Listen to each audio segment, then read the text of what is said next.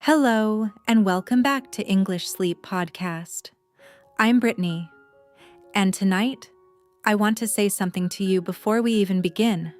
I'm glad you're here, not just because you chose to listen, but because choosing to rest, choosing to be still, choosing to do something gentle for yourself, that already takes a kind of quiet courage. And tonight, that courage is exactly what we're going to talk about. This is a podcast for English learners at A2 and B1 level. Whether you are just beginning with English or somewhere in the middle of the journey, this space belongs to you. Everything here is slow. Everything is soft. You don't need to study tonight. You don't need to write anything down or memorize anything.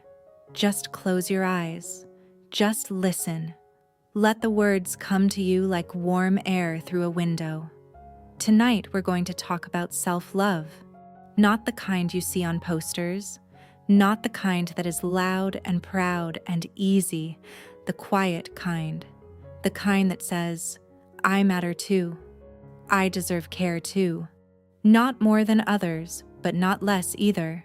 Tonight we will follow a young woman named Clara. She is 27 years old. She works in a small bookshop in the city. She has curly red hair and she always wears the same olive green cardigan to work, even in summer, because the air conditioning is too cold and she refuses to change. We will also meet Sam, Clara's closest friend, who works long shifts as a nurse at City General Hospital. And we will meet Vera, Clara's neighbor, a quiet woman of 68 who lives in the apartment next door and sometimes leaves a container of soup outside Clara's door without saying a word. 3 people, 3 tender stories, 1 important truth. Tonight's topic is learn to love yourself more than anyone else. Before the stories begin, let's take a moment to arrive here, to actually be in this room, in this body, in this quiet part of the night.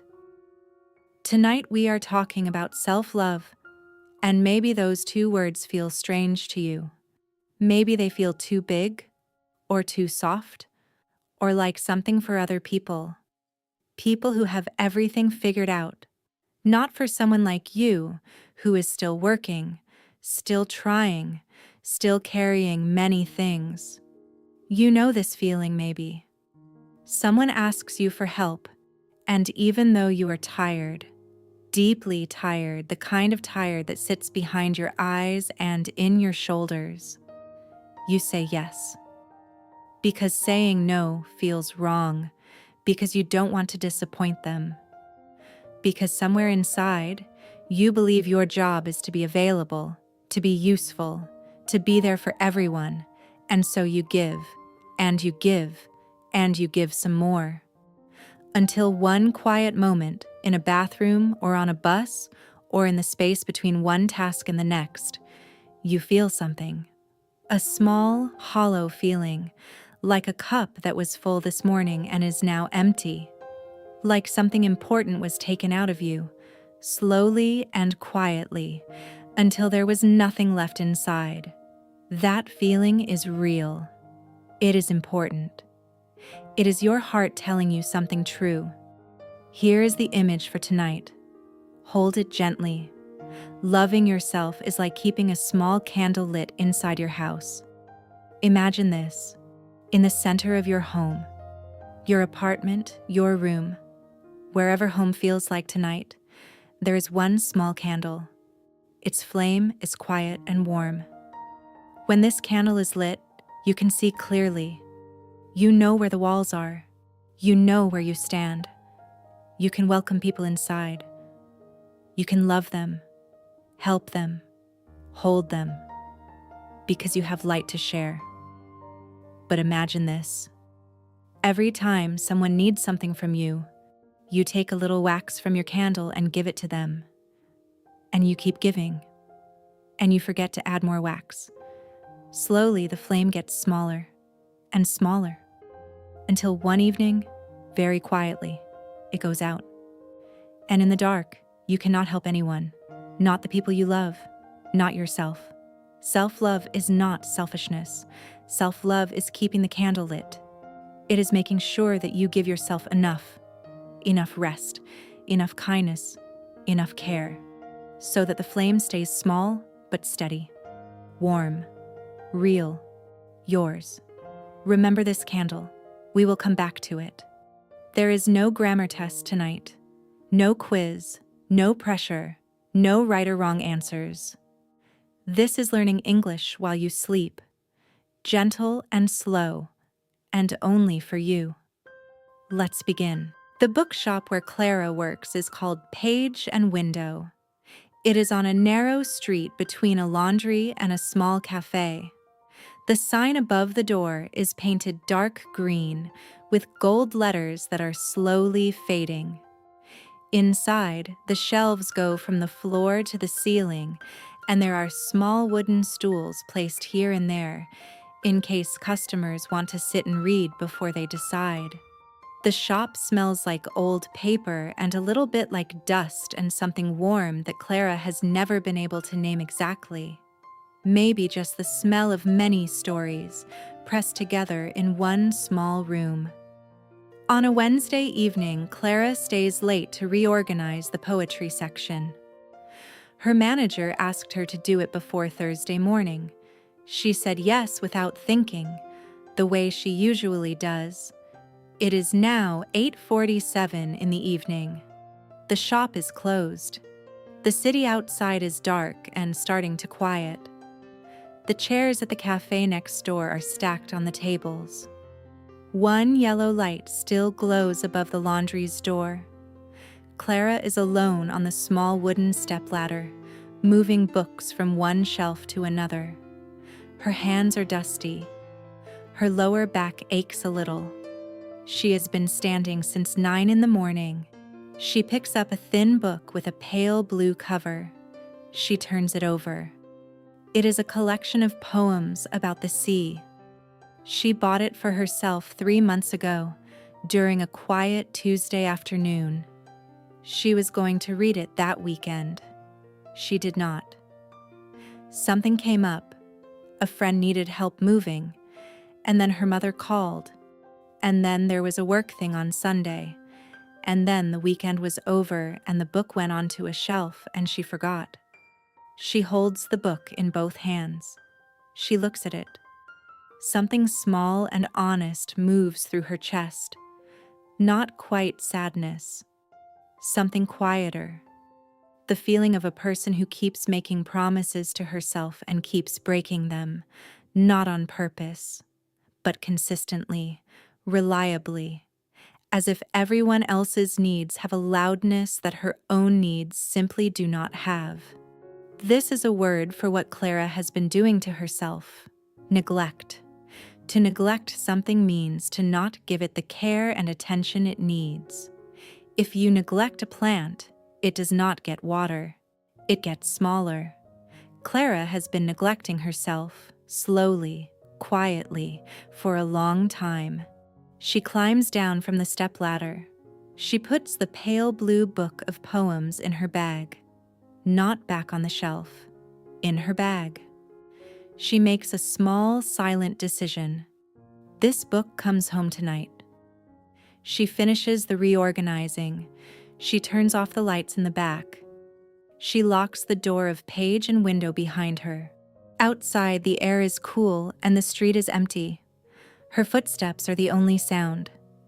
She walks to the bus stop, the bag heavy on her shoulder, the book inside it. On the bus, she does not look at her phone. She just sits. She watches the city move past the window.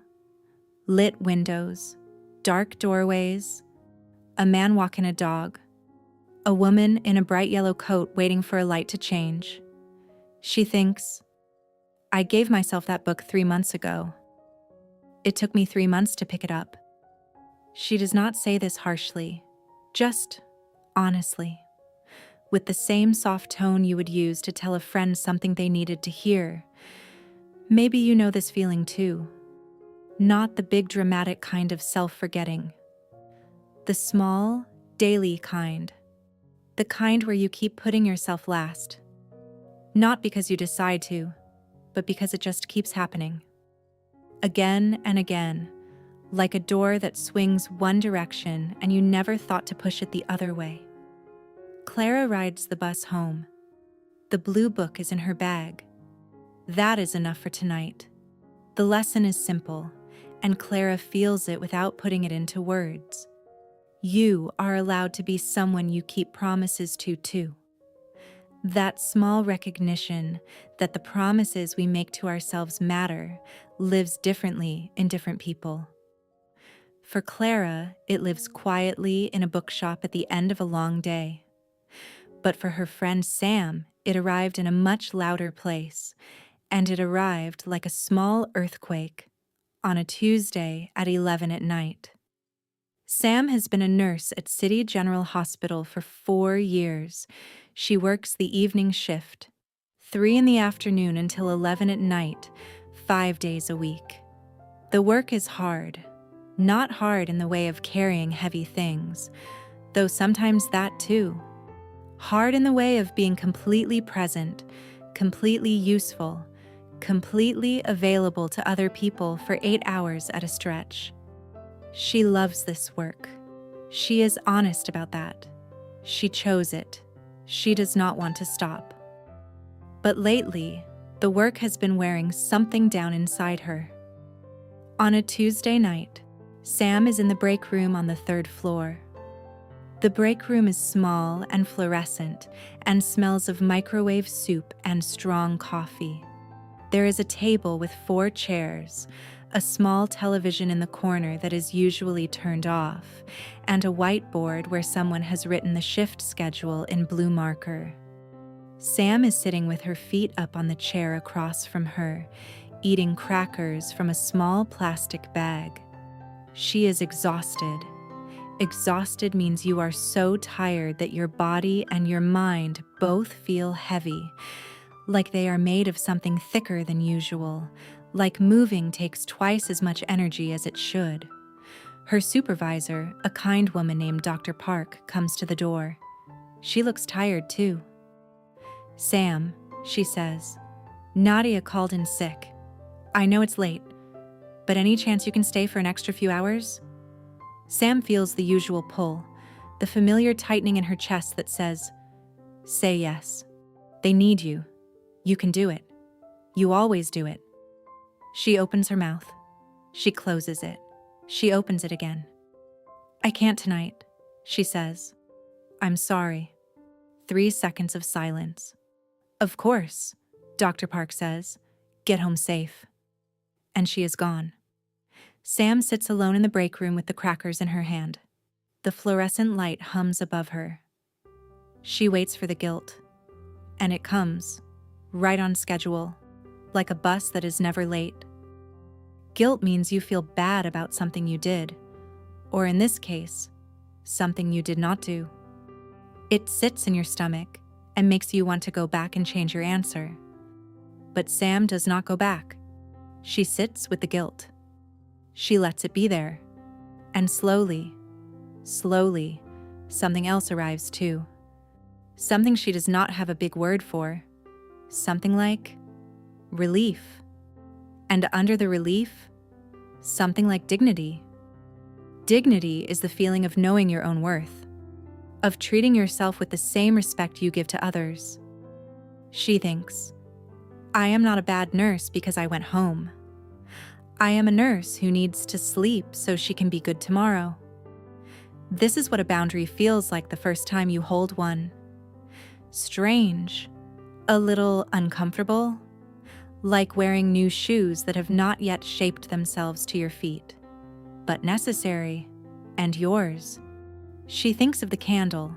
Sam and Clara have talked about this before, about the idea of keeping something lit for yourself. Tonight, Sam kept a little wax. She went home. She slept. And the next morning she was there, fully, completely, warmly there, for the people who needed her. The lesson is quiet but real. You cannot give what you no longer have. Keeping something for yourself is not a failure of generosity. It is the condition that makes generosity possible. Maybe you have felt that pull too. The automatic yes, the guilt when you say no, the feeling that your needs come last or not at all. That is very human. And the first time you say no, gently, kindly, but clearly, it will feel strange. That strangeness is not a sign you did the wrong thing. It is just a sign that it is new. Sam told Clara about that Tuesday in the break room 2 weeks later. They were sitting on the floor of Clara's apartment, eating takeaway noodles, the kind that come in a white paper box with chopsticks wrapped in paper. The window was open. A small breeze moved the curtain back and forth. Sam told the story simply. She said, "I almost said yes. I said no. It felt horrible for about 1 minute. Then it felt like air."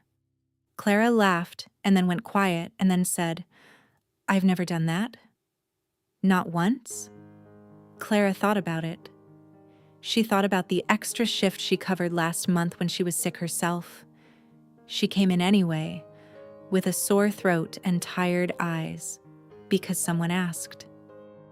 She thought about the Sundays she spent helping a cousin she barely knew move boxes, instead of resting the way she needed. She thought about the pale blue book that had sat unread on a shelf for 3 months. "Not once," she said. That conversation stayed with Clara. The following Saturday, something small tested her. It is 2 in the afternoon. Clara's apartment building is old, with thin walls and a lift that makes a grinding sound between the 2nd and 3rd floors. Her apartment is on the 3rd floor. The walls are painted off-white, and there is a crack in the ceiling above the bed that she has named Harold because it has been there since she moved in and shows no signs of leaving. Clara is lying on her sofa. She does not have plans. She does not have work. She has nowhere to be and nothing she has promised to anyone. For the first time in 3 weeks, this afternoon belongs only to her. Her phone lights up. It is a message from her friend Gabby. "Hey, I'm helping my cousin move today. Can you come? We need another person. Won't take long." Clara stares at the message. She knows Gabby well enough to know that "won't take long" means at least 3 hours, minimum. She knows the feeling of her own body right now, the low energy, the need for stillness, the way her muscles are asking her to please, just once, stay. She feels the pull, the familiar voice that says, "Go, help, be useful, be a good friend, don't disappoint anyone." She puts the phone down. She picks it up. She puts it down again. Then she picks it up and types, "I'm sorry. I really need to rest today. I hope it goes well. Let me know if you need something another time." She sends it. She puts the phone face down on the coffee table. For a moment, about 90 seconds, the guilt arrives. It sits on her chest like a small, heavy cat. But she breathes. She lets it sit. She does not reach for the phone. And then, slowly, it lifts. What replaces it is harder to name. It is not happiness exactly. It is something more like space, like a room after a window is opened, like air where there was none before. She gets up. She makes tea. The kind in the small yellow tin, the one she saves for good days and then forgets about. She puts it in her favorite cup, the blue one with the small chip near the handle. She takes the pale blue book of poems from the shelf. She sits back on the sofa. She opens the book. To nourish something means to give it what it needs to grow and be healthy. You nourish a plant with water. You nourish your body with food. Clara, on this Saturday afternoon, is nourishing herself. With rest, with tea, with poems, with the quiet gift of keeping her own afternoon. She reads for 2 hours. The curtain moves in the breeze. The tea goes warm, then lukewarm. She makes a second cup. She reads until the light in the room changes color and she realizes it is late afternoon and she is simply, deeply, honestly all right. She does not think about Gabby's move. She does not track the time. She just reads. She just rests. She just is. Maybe you have an afternoon like this somewhere in your week. A few hours that belong to no one. Maybe you fill them quickly. With tasks, with people, with small urgencies. And maybe just once, you could try to keep one. Not because you have nothing to offer others, because you have something to offer yourself. The lesson lives in the blue book, in the cup with a chip, in the 2 hours that no one asked for and no one took, and Clara kept entirely for herself. You are worthy of your own time. Worthy means you deserve something good. You are enough to receive your own care. And the candle, that afternoon, burned a little steadier. The question of self-love looks different when you have lived for many years. When Clara runs into Vera in the hallway on a Wednesday morning, both of them waiting for the slow lift, both of them holding something heavy, Vera is carrying a pot of soup covered in a cloth, still warm from the stove. "For you," Vera says, holding the pot out to Clara. "I made too much." Clara says thank you. She means it. Vera is 68. She has lived in apartment 3B for 11 years. Her hair is silver white and cut short and practical. She moves with the quiet, unhurried certainty of a person who has long since stopped caring what people think of her pace. Her apartment smells of onions and herbs and something sweet that Clara thinks might be vanilla but has never confirmed. There is a story about Vera that Clara only learned slowly, in pieces, over cups of tea and hallway conversations over several months. Vera was married for 31 years. She had 2 children, both grown now and living in other cities. She worked as a secondary school teacher for over 2 decades, literature, history, and sometimes English when someone was absent. She was, by all accounts, excellent at it. Her students remembered her. Some of them still wrote to her.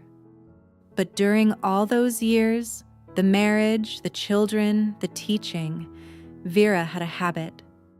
A very old, very common habit. She gave everything to everyone around her. Her evenings belonged to her students' essays. Her weekends belonged to her family. Her holidays were spent organizing things for others. Her energy, her attention, her care, all of it poured outward. None of it saved. This is the word for what Vera experienced, slowly and in secret. She stopped knowing who she was, outside of what she did for others. Her identity. The private, internal sense of being someone with her own wants and her own worth became thin, like paper held up to a light. She did not realize it until her husband left. Not angrily. There was no great fight, no dramatic ending. He simply said he had been unhappy for a long time and that he wanted to go. And she let him because she did not have the energy left to try to keep what was already gone. She was 54. The children were grown. The teaching was over. She had retired 2 years earlier. The apartment, which had always been full of other people's needs, was suddenly just rooms. And in those rooms, Vera had to face something she had been too busy to face for 30 years, herself. She sat with herself for almost a year. Some of it was very painful. She grieved, not just her marriage, but the years she had given away without checking whether she also needed some of them back. She felt angry, and then sad, and then something that was harder to name, exhausted by the long habit of forgetting herself. Then one Tuesday morning in spring, she put on her shoes and went for a walk. Not for any reason. Not for exercise. Not to buy something. Not to get anywhere. Just to walk. Alone. In the quiet morning, with no destination and no time limit and nothing she needed to do at the end of it. She walked for 45 minutes. She looked at things. A puddle with the sky reflected in it. A cat sitting on a wall in the sun. A woman hanging laundry from a high window. Small things, real things. To acknowledge something means to see it clearly and accept that it is real. On that Tuesday walk, Vera began to acknowledge herself, her tiredness, her need for quiet, her interest in the puddle and the cat and the woman with the laundry. Small things, but hers. She started walking every Tuesday, then every morning. She started cooking things she liked, not things her family preferred, not things that were efficient or quick, things she found beautiful. Soup with many vegetables. Bread she made herself. Rice with turmeric, just because she liked the color. She started taking her time with things that had no practical purpose, sitting in the bookshop down the street and reading the first pages of books she might never buy. Taking the longer way home just to go past the canal. Leaving her phone at home sometimes, because the walk was better without it. She became, slowly and imperfectly, someone she could be gentle with. Gentle means soft, careful, kind, not harsh, not rough, not demanding. Vera learned to be gentle with herself the way she had always been gentle with her students, with patience, with the understanding that becoming something takes time. She is not finished. She will tell you this directly, without drama. She still has days when the old habit returns, when she offers too much, when she forgets to save some of herself. But she notices now. And she makes the Tuesday walk, and she makes the soup. And sometimes she leaves a little extra outside her neighbor's door. Maybe you have someone like Vera in your life, someone who learned something the hard way and became quieter and softer and more certain because of it. Their lesson took years. Yours does not have to. The candle Vera keeps now is small, but it has been burning for 14 years. And it is not going out. There are some lessons that arrive through other people, and there are some lessons that arrive quietly on an ordinary morning when you are alone and have not done anything particularly right or particularly wrong, and the light comes in through the curtain, and something inside you simply knows. It is a Sunday. Clara's apartment is still. The city outside is slower than usual, the particular slowness of Sunday morning, when even the street sounds softer, when the pigeons on the windowsill seem unhurried, when the lift in the hallway does its slow, grinding thing and nobody minds. Clara wakes at 8:15.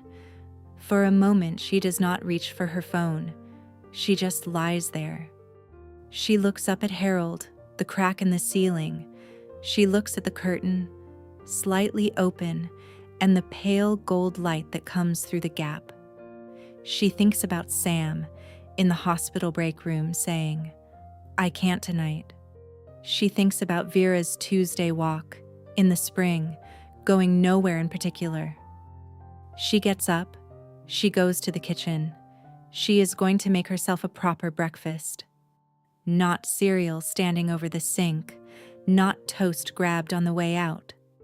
A proper breakfast with eggs and the good bread from the bakery near the corner, which she bought yesterday and was saving without knowing what she was saving it for. She gets out the frying pan. She turns on the hob. She cracks 2 eggs, carefully, the way she likes to do it, no shell. She waits. She is distracted for a moment. She looks at a notification on her phone. When she looks back, the toast has burned. She takes it out and looks at it. One side very dark, the other fine. She stares at it for a second. Then she laughs. A short, genuine laugh. She scrapes the dark side gently over the sink. She spreads butter on it. The butter melts quickly on the hot toast. The eggs are almost ready. She carries her plate to the window.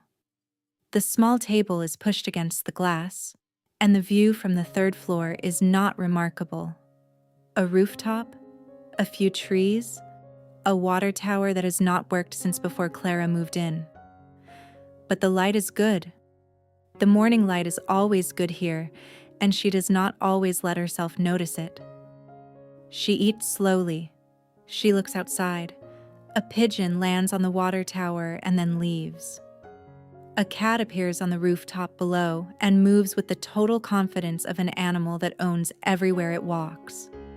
She feels something she wants to name carefully because it is quiet and easily missed. It is not joy exactly. It is smaller than joy and more stable. It is the feeling of a person who is being kind to herself, who is sitting in her own apartment on a Sunday morning, eating her own breakfast with her own view, without hurrying toward anything or anyone. Just here, just this.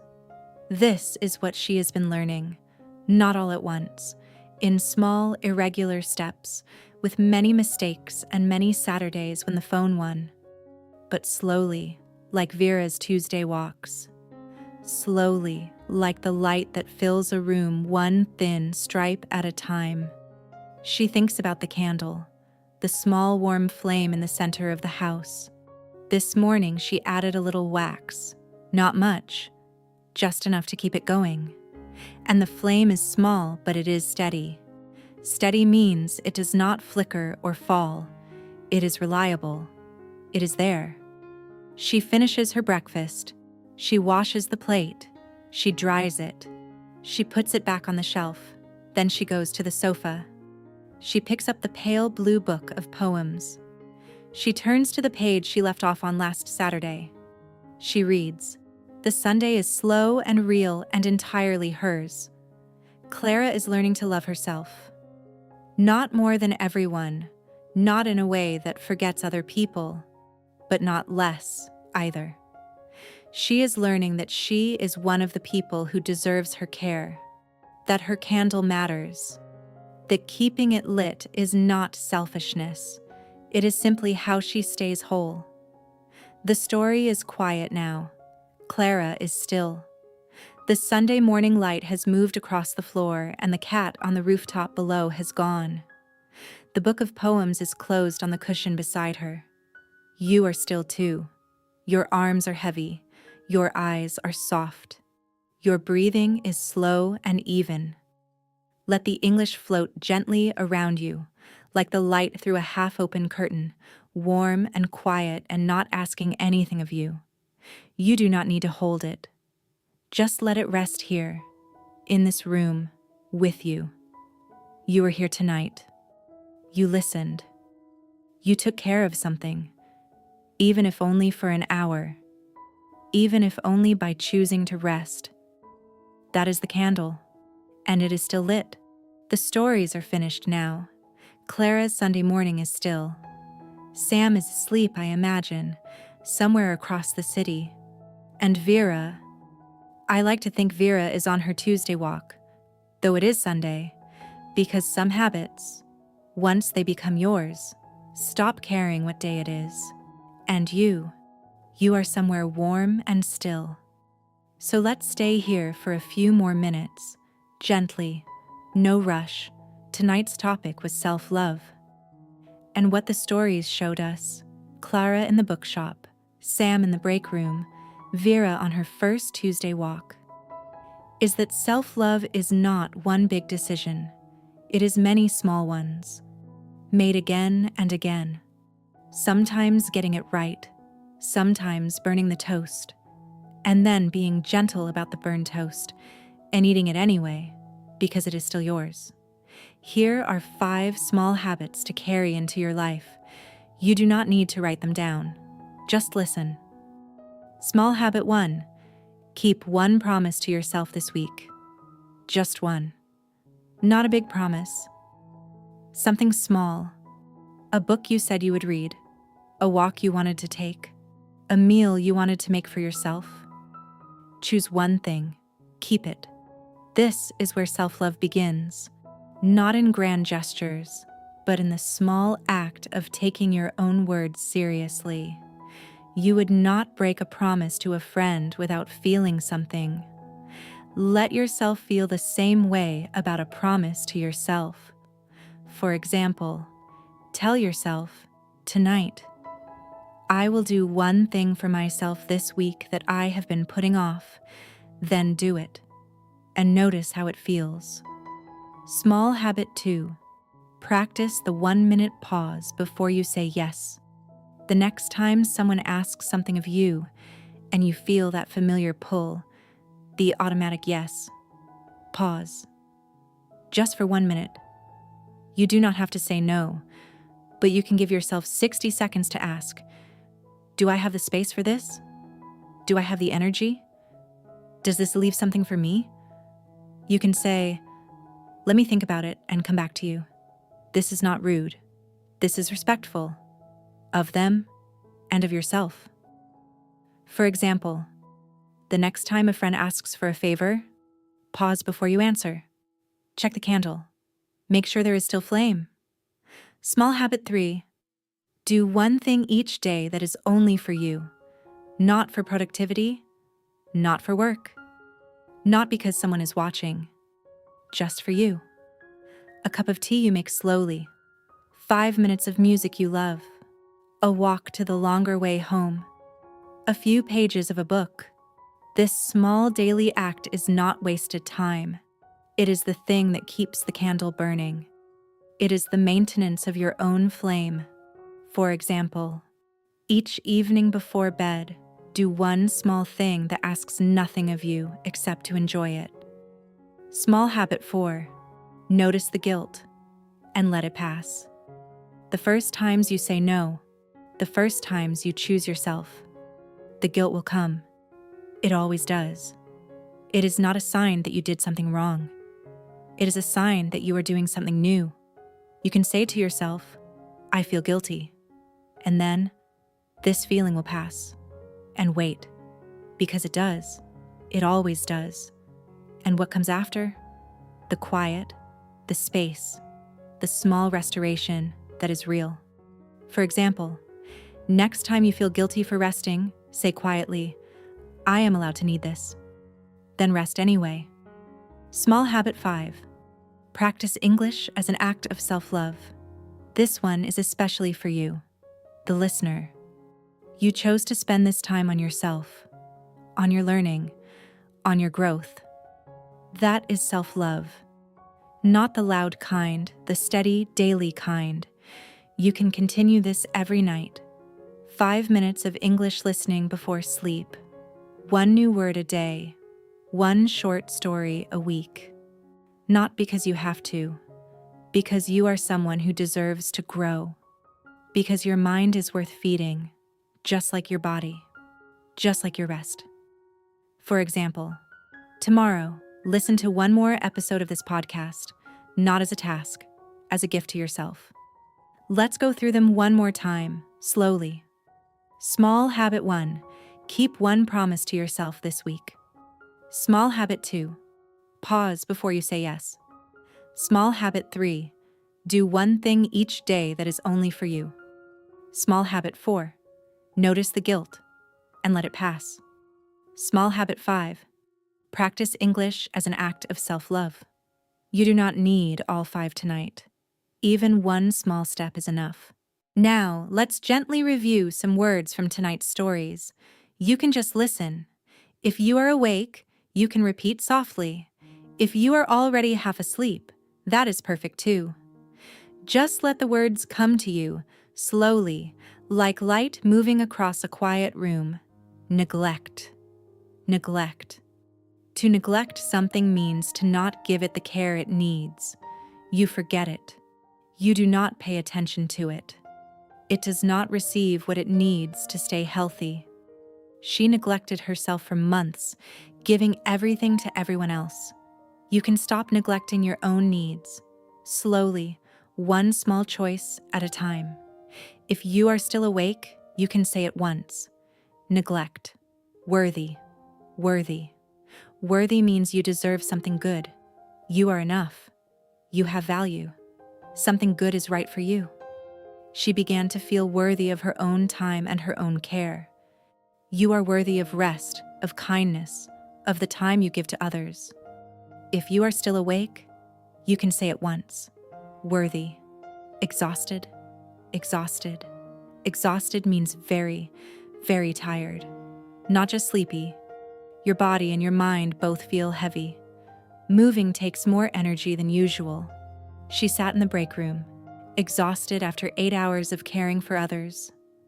We all feel exhausted sometimes, and that is a sign we need to rest, not push harder. If you are still awake, you can say it once. Exhausted. Boundary. Boundary. A boundary is a limit you set for yourself. It is a line that says, this is what I can give, and this is where I stop. Boundaries protect your energy and your well-being. Saying no to the extra shift was Sam's way of keeping her boundary. You can have boundaries and still be a kind, caring person. If you are still awake, you can say it once. Boundary. Nourish. Nourish. To nourish something means to give it what it needs to grow and be healthy. You nourish a plant with water. You nourish a person with food, rest, kindness, and care. She nourished herself that afternoon with tea and poems and quiet. You can nourish your mind by listening to English every night. If you are still awake, you can say it once. Nourish. Guilt. Guilt. Guilt is the feeling you have when you believe you did something wrong. It sits in your stomach. It makes you want to go back and change your answer. The guilt came after she said no, but it passed after a minute. Guilt is a feeling, not a fact. You can feel it without believing it is always right. If you are still awake, you can say it once. Guilt. Acknowledge. Acknowledge. To acknowledge something means to see it clearly and accept that it is real. You do not ignore it. You do not pretend it is not there. You look at it honestly. On her Tuesday walk, Vera began to acknowledge her own tiredness and needs. You can acknowledge when you are tired and let that be enough reason to rest. If you are still awake, you can say it once. Acknowledge. Gentle. Gentle. Gentle means soft, careful, and kind, not harsh, not rough, not demanding. When you are gentle with something, you treat it with care. She was gentle with herself after she burned the toast. She just laughed. You can be as gentle with yourself as you would be with someone you love. If you are still awake, you can say it once. Gentle. Restore. Restore. To restore something means to bring it back to how it was before, full, strong, and well. When you rest and take care of yourself, you restore your energy. Those 2 hours on the sofa restored something in her that had been empty. Sleep can restore your body. Kindness can restore your heart. If you are still awake, you can say it once. Restore. Steady. Steady. Steady means not shaking, not flickering, not falling. Something steady is reliable and calm. It stays. She kept the candle steady, not by doing more, but by giving herself enough. A steady light is better than a bright one that burns out. If you are still awake, you can say it once. Steady. Those are tonight's words. 10 quiet lights. Neglect. Worthy. Exhausted. Boundary. Nourish. Guilt. Acknowledge. Gentle. Restore. Steady. Let them rest in you now. Let them settle into the soft, dark place where sleep lives. You do not need to remember all of them. They will be there when you need them. The episode is ending now. Very slowly. Very softly. If you are still awake, thank you for staying this long. What you did tonight was not a small thing. You chose to learn. You chose to rest. You chose to give an hour to yourself and your English. That is the candle. That is you, keeping your flame. If you are already sleeping, that is perfect too. The words and the stories are still there, moving gently through your dreams, doing their quiet work. If English Sleep podcast was good to you tonight, we would love for you to come back. A soft subscribe, a gentle like. Those small things help this podcast find the people who need it. And we will be here with more stories and more words and more slow, warm nights whenever you are ready. Keep your candle lit tonight. Not for anyone else, just for you. It does not need to be big. It does not need to be bright. It just needs to keep burning, small and steady and warm in the center of your house. That is enough. You are enough. Good night.